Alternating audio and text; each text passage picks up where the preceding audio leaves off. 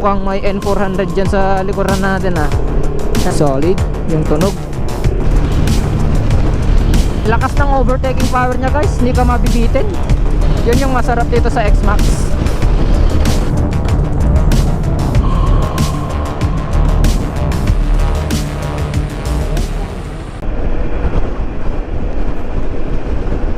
Good day sa ating lahat mga tol.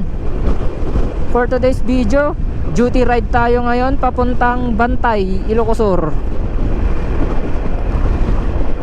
Augment kasi tayo guys. Magbabantay sa billeting ng mga contingents or participants natin of NFOT or yung tinatawag na National Festival of Talents, kung saan yung mga schools ng bawat rehiyon dito sa Pilipinas ay magtatagisan ng galing. At dito sa Ilocos Sur yung venue. Kaya yun, isa tayo sa na-augment na personnel para magbantay sa billeting kung saan tutuloy yung ating mga participants. And shout out sa ating mga babantayan from Bar MM.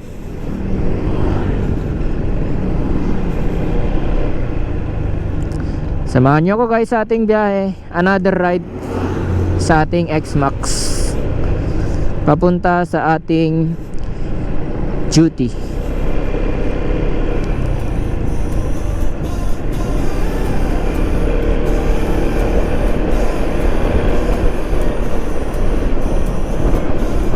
Dito pa lang ako sa Sulvec, Narvacan. Kulang-kulang 30 minutes lang naman yung biyahe natin. Yun, sa mga bago sa aking channel guys, shout out po sa inyo. Maraming salamat. Lalo yung mga nagre-request na X-Max ride. Ito na guys, yung isang vlog natin sa ating X-Max ride.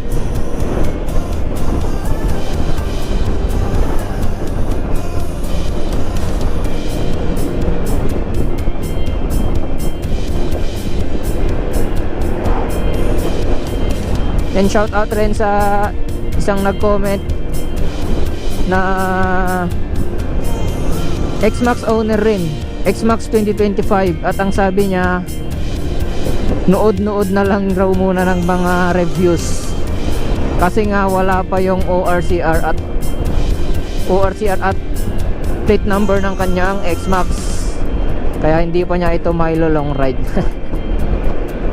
Nood ka muna tol, tambay ka muna dito sa aking channel, abangan mo yung ating X-Max ride na vlog, kasi nga ito na yung body ko sa pag-vlog.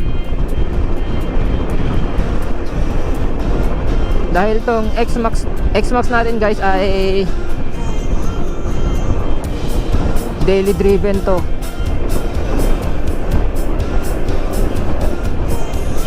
Kung makikita nyo sa natakbo nya guys, 1,000 mahigit na, at wala pang isang buwan sa akin. 1,173 na yung natakbo nya.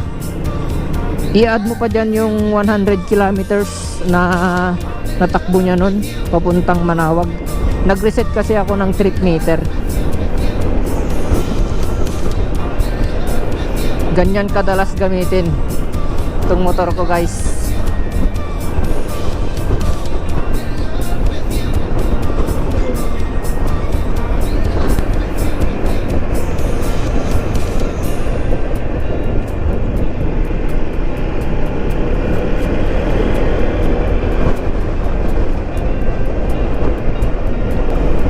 Yun, dito na tayo sa may Sulvec.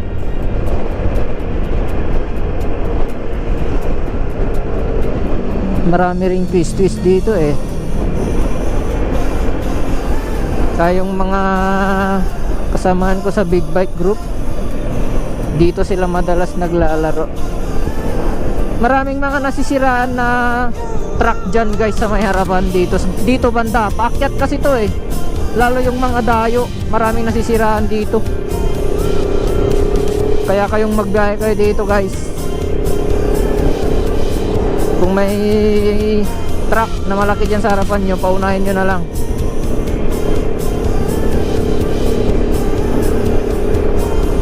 Mukhang may N400 dyan sa likuran natin ah. Solid yung tunog.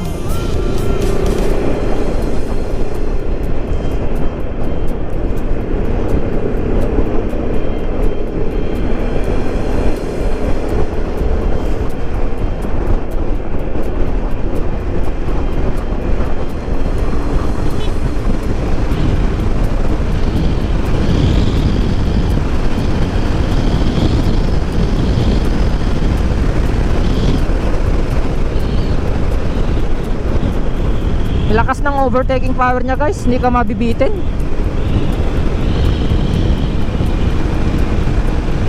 Yun yung masarap dito sa X-Max.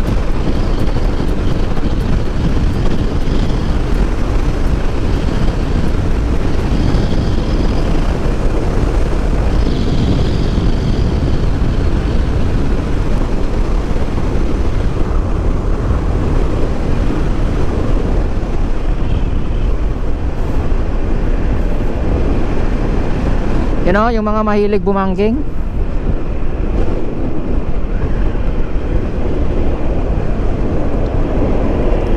dito kayo maglaro. Pero joke lang.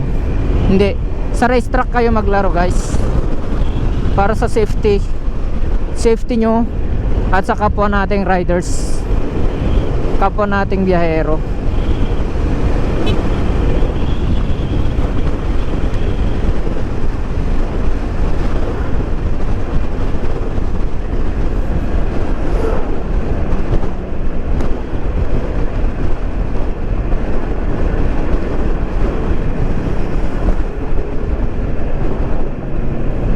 Ito yung mahirap pag nagbiyahe tayo ng rush hour. Sobrang traffic. Hindi mo ma-enjoy magbiyahe.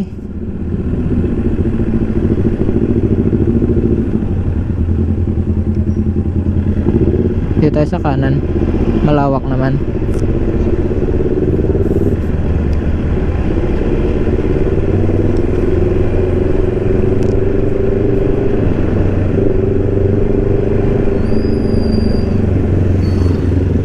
Yun no, shout out sa iyo brother. N400 ata or Ninja 650.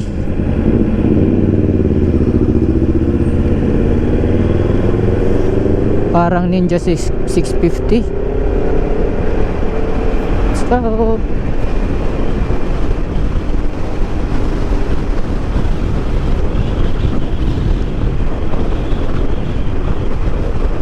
Pag nagbiyahe kayo dito guys sa Ilocos Sur, yung view dito sa Banawang Bridge yung wag na wag nyong palalampasin.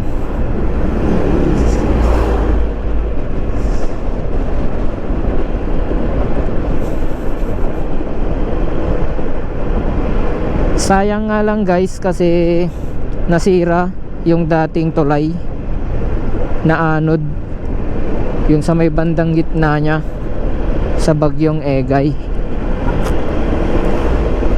Nung college ako, nagpipicture pa kami dun eh. May picture pa ako dun kasama yung classmate ko.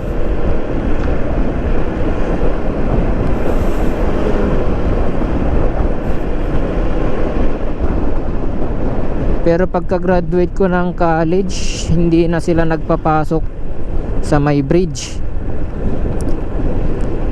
Kasi nga luma na at baka biglang mahulog. At yun na nga, dumating yung Bagyong Egay sa lakas ng agos ng tubig na anod.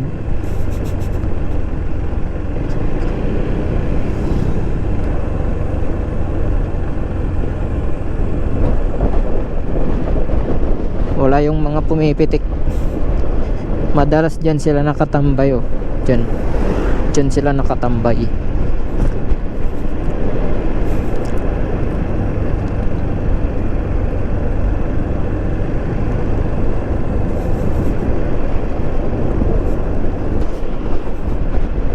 open na rin yung tourist destination nila dito eh. Diyan oh, may zip line, tapos may mga adventure activities. Kaya kung magawi kayo dito, daan kayo dyan. Yan lang oh. Wow, wapo. Big bike. Pasok lang kayo dyan sa may kanan. Vegan City.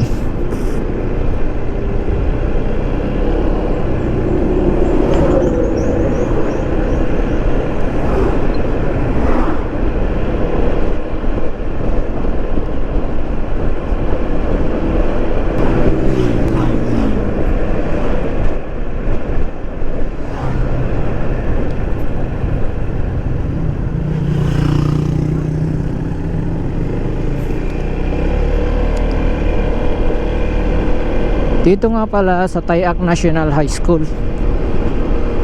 yung designated school na babantayan natin.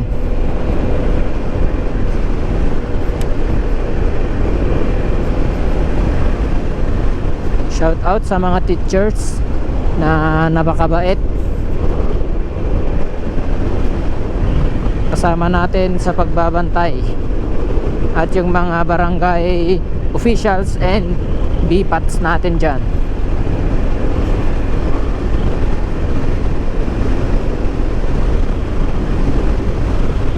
Malapit lang naman sa may highway ito.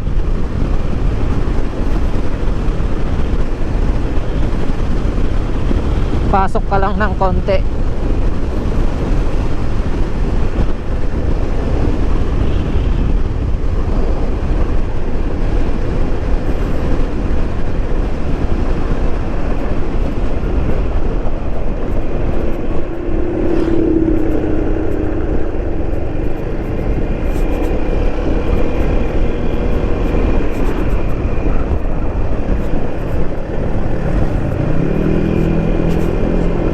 Yun na, sa may harapan lang.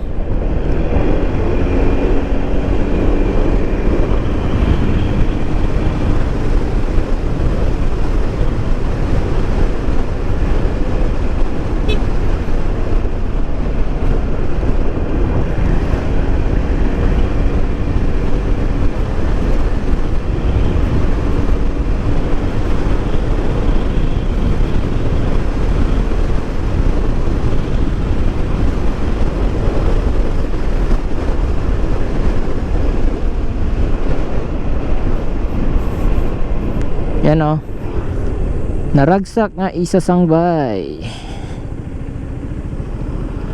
Yan o, PAR MM delegation.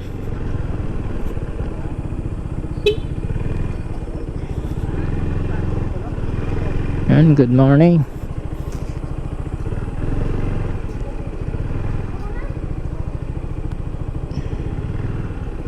Dito tayo. Ay, doon na lang pala.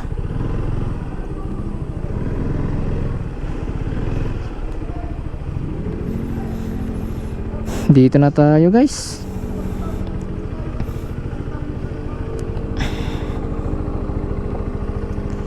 Yan na, welcome PAR MM delegates.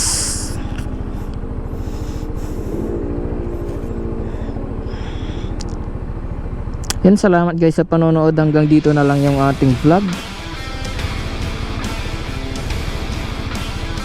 Ride safe sa ating lahat guys. God bless as always. Peace.